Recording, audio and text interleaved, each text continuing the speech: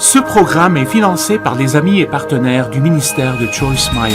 Regardez-moi, Dieu ne vous décevra pas si vous n'abandonnez pas votre foi. Dieu ne vous décevra pas.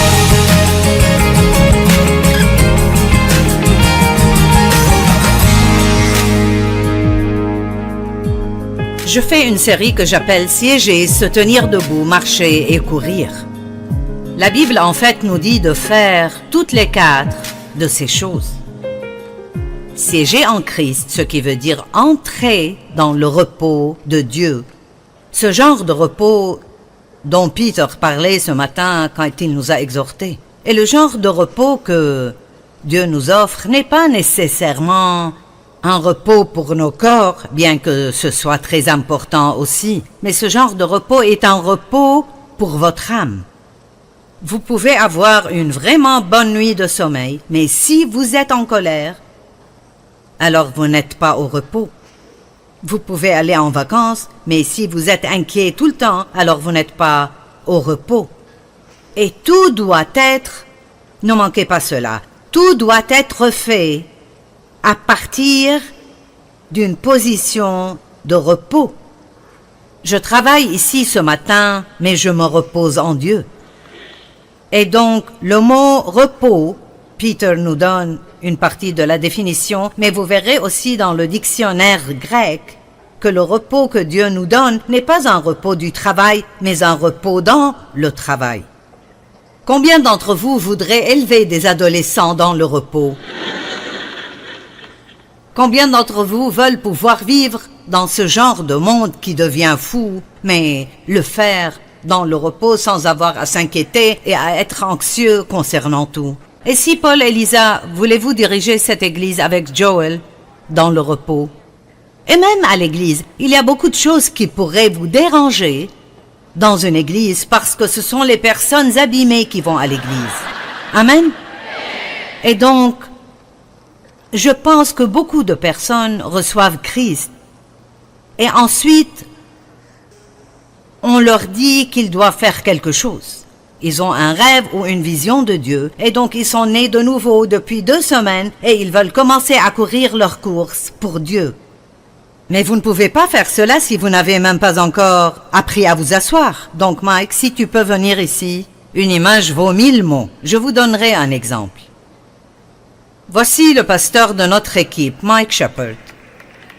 Donc, Mike, si tu pourrais juste te coucher. Vous voyez la puissance que j'ai? Je faisais cela moi-même, mais j'ai décidé de laisser quelqu'un d'autre le faire. Donc, les bébés commencent en étant couchés. Nous tous, quand nous entrons dans le royaume, nous sommes couchés. Vous êtes finis, vous êtes vidés. Vous ne pouvez pas y arriver tout seul. Votre vie est un gâchis. Vous avez besoin que Dieu vous aide. En tant que bébés chrétiens, nous commençons couchés. Nous avons besoin que quelqu'un fasse presque tout pour nous. Le grand problème vient quand vous êtes sauvés il y a 30 ans et vous êtes toujours couchés. Amen. Maintenant, je voudrais vous voir, Pasteur Mike, essayer de courir de cette position.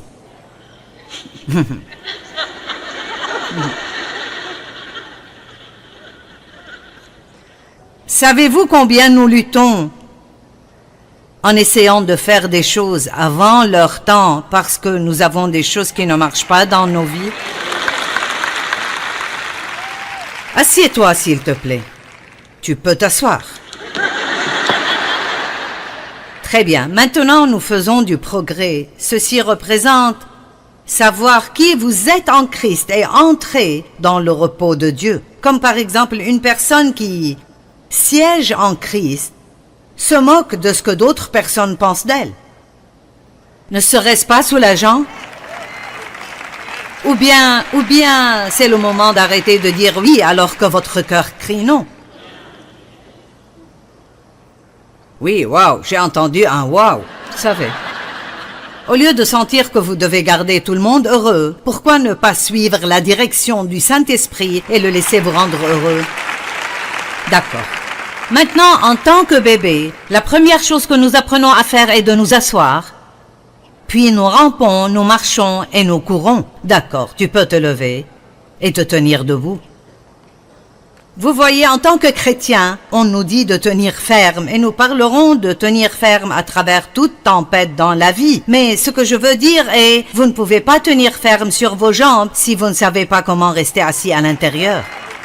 Comprenez-vous ce que je dis? D'accord. Maintenant, marche un peu. Nous allons parler de marcher dans la deuxième séance. Maintenant, cours. D'accord. Très bien, tu peux retourner à ta place. Après que Jésus soit ressuscité, la Bible le montre toujours comme siégeant. Celui qui siège sur le trône, il monta au ciel et siégea à la droite de Dieu, le Père. Auquel des anges Dieu a-t-il dit, « Viens et siège à ma droite jusqu'à ce que je mette tes ennemis à terre sous tes pieds ». Si vous apprenez comment siéger en Christ, il mettra vos ennemis à terre sous vos pieds. La meilleure façon de combattre le diable est de rester dans le repos de Dieu. Vous m'entendez? La meilleure façon de combattre le diable est de vous accrocher à votre paix et de rester dans le repos de Dieu. Mais la bonne nouvelle est dans Éphésiens 2:6, il dit que nous siégeons avec Christ dans les lieux célestes. Je suis en train de faire un petit résumé de la nuit dernière. Donc, je suis à 2 endroits maintenant. Je suis ici sur cette plateforme, je marche un peu, mais intérieurement, je siège avec Christ dans les lieux célestes. Je ne peux pas vous dire combien c'est plus facile pour moi maintenant que ça l'était quand j'ai commencé il y a 40 ans et j'étais si préoccupée par ce que tout le monde penserait de mon message. J'étais inquiète. Est-ce que j'ai le bon message de Dieu? Ai-je fait la bonne chose? Et oh mon Dieu, si quelqu'un part pendant que je prêche, ça me faisait quelques jours de tourment juste après. Allez, mais je ne fais pas ceci maintenant. Il y a 4 ou 5 personnes qui sont parties au milieu de mon sermon. Je ne pense plus, ils ne m'aiment pas, je pense peut-être que quelqu'un ne se sentait pas bien. Vous pouvez penser comme il faut quand vous savez comment entrer dans le repos de Dieu. Vous ne pensez pas toujours négativement, vous pensez positivement et vous croyez pour le mieux. Donc nous voulons parler de tenir ferme ce matin parce que nous tous, nous devons tenir ferme beaucoup. En tant que chrétiens, nous nous tenons fermes et nous attendons Dieu pour les percées dont nous avons besoin dans nos vies. Et elles viendront. Dieu ne sera pas en retard. Mais j'ai remarqué qu'il est normalement pas en avance. Est-ce que quelqu'un d'autre a remarqué ça chez Dieu? Ne vous demandez-vous pas parfois si tu peux venir à la dernière minute? Pourquoi n'es-tu pas venu il y a 3 mois pour que je n'ai pas à passer par tout cela? Eh bien, il nous fait passer par tout cela jusqu'à ce que nous arrivions au point où nous disons « Je ne vais plus jamais passer par cela ». J'ai assez d'expérience avec Dieu pour savoir qu'il agira. Je ne sais pas quand, mais je sais qu'il agira. Donc, je vais juste vivre pleinement ma vie pendant que j'attends. L'expérience avec Dieu est si précieuse. Au début, vous entendez juste quelqu'un d'autre vous raconter son expérience, mais quand vous obtenez votre propre expérience, alors personne ne pourra plus jamais vous l'enlever. Amen, amen. J'aime cette dame au fond, elle m'encourage continuellement. Tenons ferme contre le diable. Vous savez, il est un menteur et c'est si important de savoir qui nous sommes en Christ. Ce matin, j'étudiais ce message ici, assise en buvant mon café. J'étudiais à 5h15 ce matin, vous savez. Et quand vous êtes fatigué, c'est un temps facile pour que le diable essaye de vous attaquer. D'accord. Donc, j'ai prêché hier soir, je suis rentré, je me suis couché. Je me suis levé ce matin et je pensais qu'il était 5 heures. Alors j'ai commencé ma routine et j'ai réalisé qu'il était 4 heures et j'ai pensé, alléluia, je peux rentrer au lit 1 heure de plus. C'était comme recevoir un grand cadeau. Mais j'étudiais et j'ai entendu Ce petit chuchotement, le diable, il est venu de nulle part. C'est fini pour toi, ta prédication n'est pas aussi bonne qu'elle l'était. Eh bien, comme j'ai de l'expérience avec Dieu, je savais que c'était le diable. Je ne pensais pas que c'était Dieu. Je ne le croyais pas, même pas pour une seconde. Amen. Et c'est là que vous pouvez entrer dans le repos de Dieu. Quand vous savez qui vous êtes, vous savez comment Dieu opère. Et si Dieu essayait de me dire que j'étais terminé, il ne me le dirait certainement pas au milieu de mon étude pour venir et prêcher.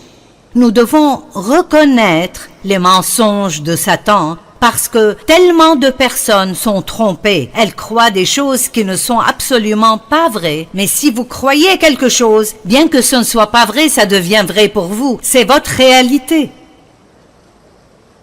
Apprenez comment dire au diable, tu es un menteur, tais-toi. Amen. Maintenant, n'est-ce pas stupide? C'est fini pour toi. Ta prédication n'est pas aussi bonne qu'elle l'était. Mais vous savez, je pense qu'elle s'améliore tout le temps. Et je dis cela par la foi. Je ne le dis pas comme une déclaration hautaine ou fière. Mais vous devez croire et vous devez rester positif. Et vous devez croire en Dieu et avoir confiance que ce qu'il fait dans votre vie est juste. Je n'ai pas à me demander, suis-je dans la volonté de Dieu parce que je le suis? Nous nous tenons fermes et nous combattons le combat de la foi. 1 Timothée 6, 12. Combat le bon combat de la foi. Qu'est-ce que la foi? La foi est de s'appuyer complètement sur Dieu.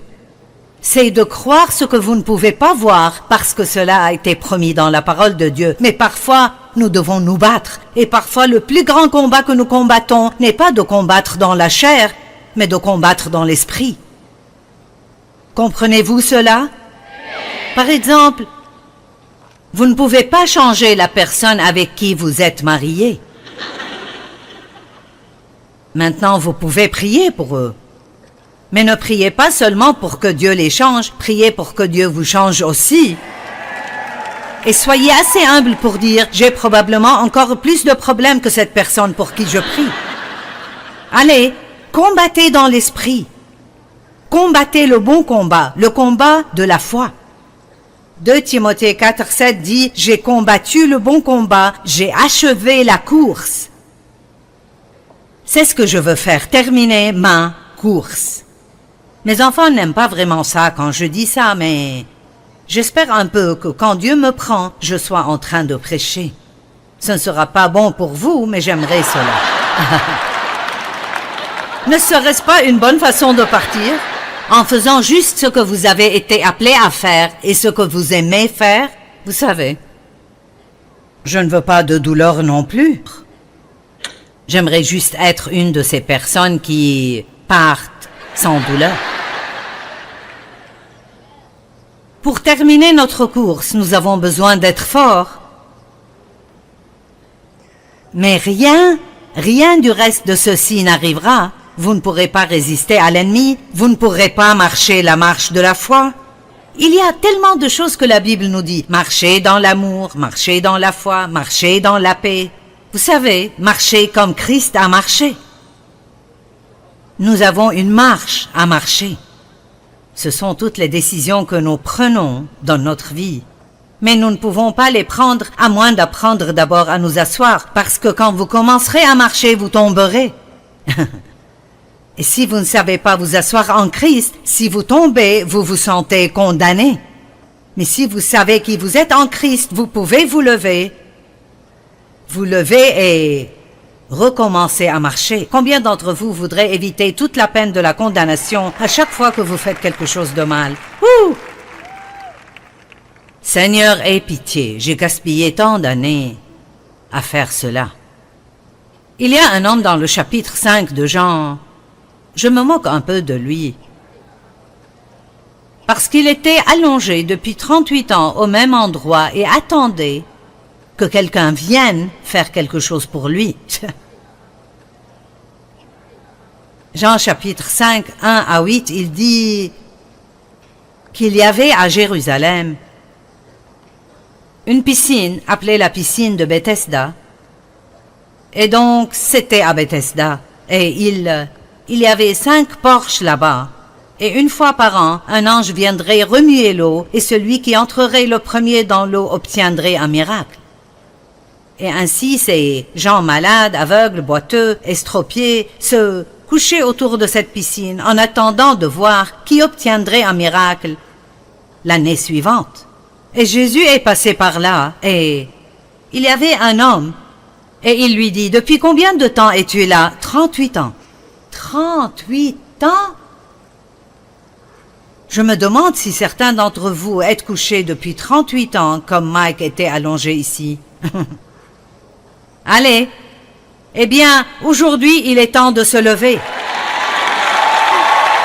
Eh bien, quand Jésus a commencé à lui poser des questions, et Jésus savait depuis combien de temps il était couché là, la Bible dit qu'il essayait de le choquer pour qu'il réalise cela. Et donc, peut-être que c'est un peu ce que j'essaye de faire en ce moment. Depuis combien de temps tournez-vous autour de la même montagne stupide?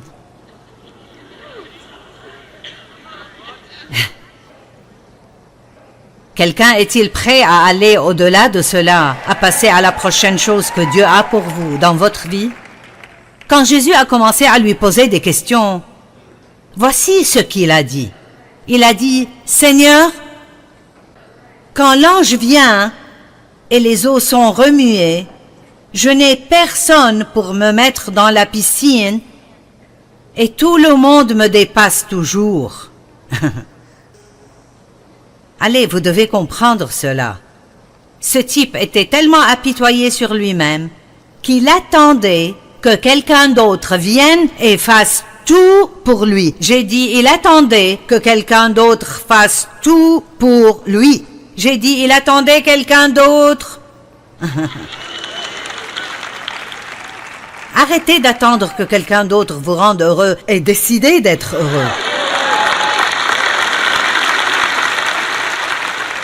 Amen. Arrêtez de vous attendre à ce que d'autres entendent de Dieu pour vous et apprenez à entendre Dieu vous-même. Quand un bébé commence à marcher, il préfère s'accrocher à quelque chose. Et nous sommes comme ça aussi. Vous avez besoin d'accessoires, vous voulez que les gens vous aident, et donc, à chaque fois que vous avez des ennuis, vous appelez quelqu'un, vous devez être encouragé. Les gens doivent toujours vous encourager. Mais le moment vient où Dieu enlèvera tous ces accessoires, et vous devrez affronter l'ennemi vous-même et apprendre à rester fort, et puis être fort pour les autres. Cet homme était allongé là, dépendant de tout le monde. Tout le monde est toujours en avance sur moi. Mais vous savez, je pense qu'en 38 ans, même si je n'aurais pas pu marcher, j'aurais pu me tortiller. Je veux dire 38 ans, allez! Sûrement, il aurait pu se tortiller jusqu'au bord de cette piscine en 38 ans et se dire l'année prochaine, quand cet ange viendra, je serai le premier dans cette piscine où je me noierai en essayant. Et qu'est-ce que Jésus lui a dit? Il n'a pas dit « Oh, pauvre gars !» Oh, wow, 38 ans et personne ne t'a mis dedans et tout le monde te dépasse toujours. Pas étonnant que tu sois couché toute ta vie. Non, savez-vous ce que Jésus a dit? Lève-toi!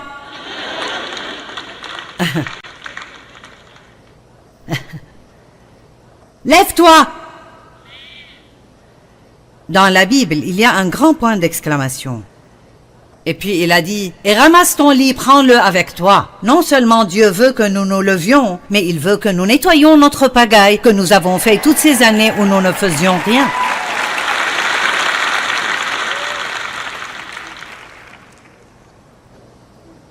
Éphésiens 6 dit que, versets 12 et 13, nous n'avons pas à lutter contre la chair et le sang, mais contre les dominations, contre les autorités, contre les princes de ce monde de ténèbres, contre les esprits méchants dans les lieux célestes.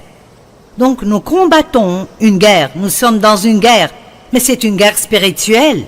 Comment allez-vous vaincre le diable? Vous ne pouvez pas le frapper. Vous ne pouvez pas l'étouffer ni l'assommer. Nous devons le combattre spirituellement. Le verset 13 dit « Prenez toutes les armes de Dieu afin de pouvoir résister dans le mauvais jour. » Vous n'attendez pas d'être en difficulté pour mettre l'armure de Dieu, vous la portez tout le temps. Et l'armure que Dieu nous donne, c'est une armure spirituelle. Ce n'est pas une armure comme celle qu'un chevalier porterait. C'est la vérité. La Bible dit, resserrez la ceinture de la vérité. Quand vous vous tenez debout, resserrez la ceinture de la vérité. Cela signifie de s'accrocher à la parole de Dieu. Quand il semble que rien ne fonctionne pour vous, accrochez-vous comme jamais auparavant. Ne laissez pas l'ennemi vous le voler. Romains 8 dit, on nous considère comme des moutons destinés à l'abattoir. Mais dans tout cela, au milieu de nos problèmes, nous sommes bien plus que vainqueurs. Vous devez vous rappeler cela quand vous ressemblez à un mouton conduit à l'abattoir. Certains sont à cet endroit en ce moment. Vous dites à un non-croyant que vous avez la victoire et il pense que vous avez perdu la tête. Parce que pour eux, ce qu'ils voient, c'est que rien ne fonctionne. Amen. Et c'est ce que le diable veut que vous croyiez, vous perdez votre temps. Mais vous serrez cette ceinture de la vérité et vous dites, ma percée viendra, Dieu est fidèle.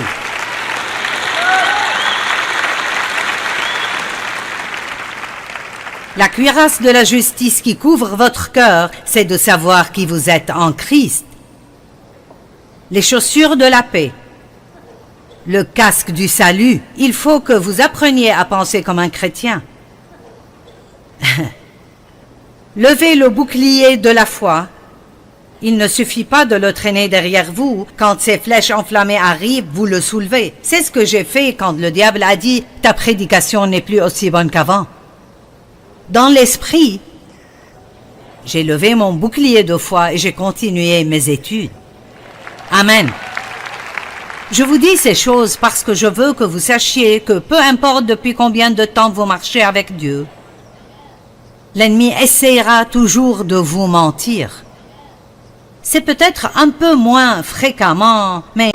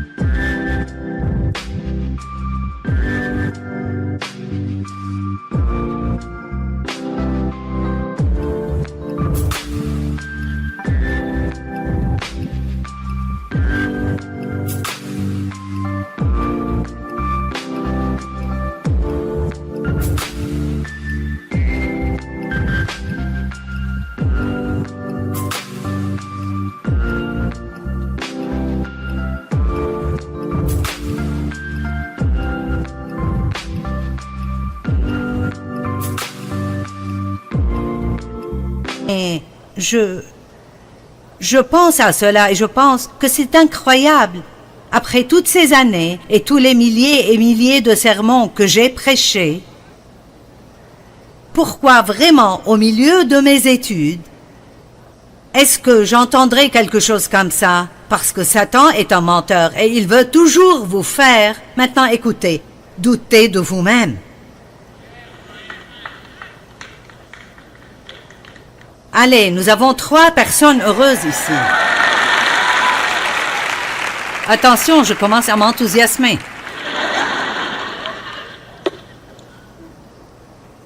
Oh mon Dieu, notre marche avec Dieu est un tel voyage.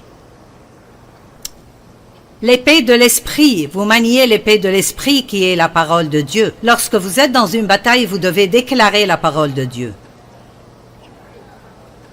Et couvrez le tout avec la prière. Oh, j'aime la prière, la simplicité et la puissance de la prière. Comme c'est merveilleux de rester au repos, de prier pour les choses et de profiter de votre vie pendant que Dieu travaille sur votre problème. La prière n'est pas quelque chose que nous sommes obligés de faire, c'est un grand privilège. Nous devons rester debout pendant que nous attendons. Marc 11, 23 dit « Ayez foi en Dieu ». Dit Jésus, « Je vous le dis en vérité, si quelqu'un dit à cette montagne, jette-toi dans la mer, et s'il ne doute point en son cœur, mais croit que ce qu'il dit arrive, il le verra s'accomplir. C'est pourquoi je vous dis, tout ce que vous demanderez en priant, croyez que vous l'avez reçu, et vous le verrez s'accomplir. » Une autre traduction dit, « Et vous l'obtiendrez. » Donc vous demandez, vous croyez que vous avez reçu ce que vous ne pouvez pas encore voir, et vous l'avez dans votre cœur, et ensuite vous l'aurez. Mais il y a une petite chose qu'il n'a pas dite ici, et je ne sais pas si vous l'avez déjà remarqué, il ne vous dit pas quand vous l'obtiendrez. Regardez-moi, Dieu ne vous décevra pas si vous n'abandonnez pas votre foi. Dieu ne vous décevra pas. Quelqu'un a besoin d'entendre cela. Il ne fait peut-être pas ce que vous voulez qu'il fasse, mais il fera quelque chose de mieux que vous n'étiez pas encore assez intelligent pour savoir comment le demander. Dieu est fidèle. Ce n'est pas seulement un chant que nous chantons.